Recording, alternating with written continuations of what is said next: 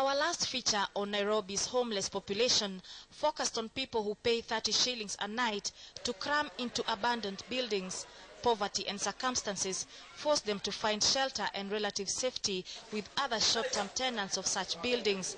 It was apparent, however, that these are the lucky few who have a roof to shield them from the dangers that lurk in the night. There are thousands of others who are not so lucky.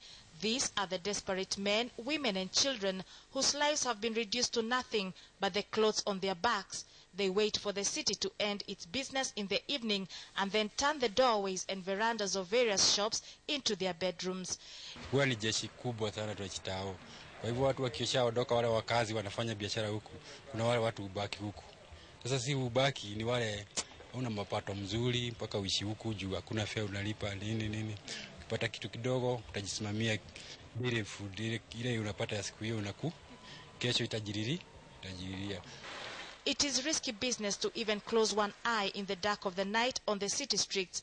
Women and children can only hope for the protection of a sympathetic security guard, but many take their chances on the street, mostly due to a lack of money. We met with Lucy Wanjeri, who gave birth to a baby girl on the streets 3 days earlier.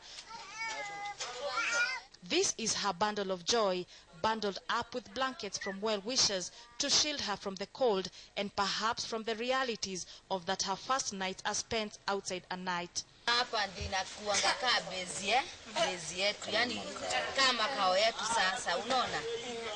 Na ni shida gani mnapata nazo kulala kwa corridor? Sasa shida yetu ni kukaa hapa venye tunalala na mashida, tuna mablanketi, hatuna nini, alafu harassment ya nini ya mapolisi. Juu sasa venye tunalalanga hapa kama corridor, unaweza kuta mapolisi wamekuja wanaanza kukuchapa na tuna watoto, wengine wanakuja wanaangukia watoto na wana hiyo, unaona?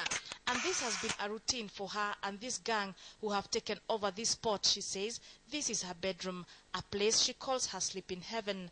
Wanjeri is not alone. On the other side of town, on Kirinyaga Road, I come across these street boys oblivious to the world as they dream the night away.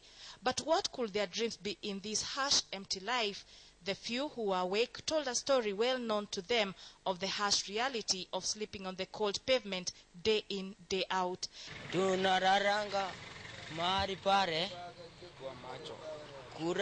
ukiwa macho.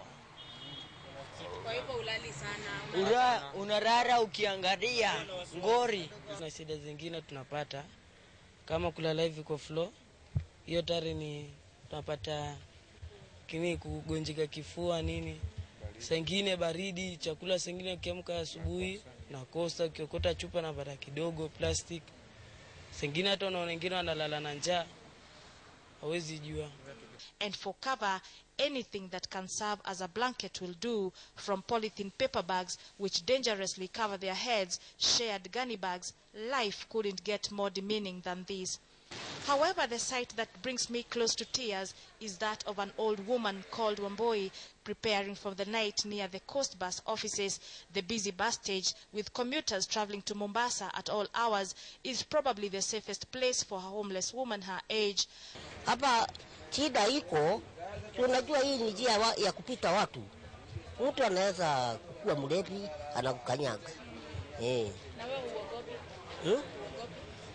Si mtu anaogopa tu, sasa utafanya nini? Na una mahali ingine ya kulala. Her major worry here is being trampled on by drunkard when she is in her bed. Wamboi, he is known around here as Shosho, gives me a clear picture of her tribulations. As we drive back to the KTN offices in the dead of the night, we know just how lucky we are to afford decent shelter. From the car window, we see more men and women huddled on stone blocks, on metal benches, and on cold pavements. The images leave me wondering if one could really catch any sleep in these places. I'm struck by the irony of it all. Those who have long for the night and their comfortable beds. It is the have-nots who dread the night and welcome the day, hoping that it brings a better tomorrow. Anne Ngugi, KTN Prime.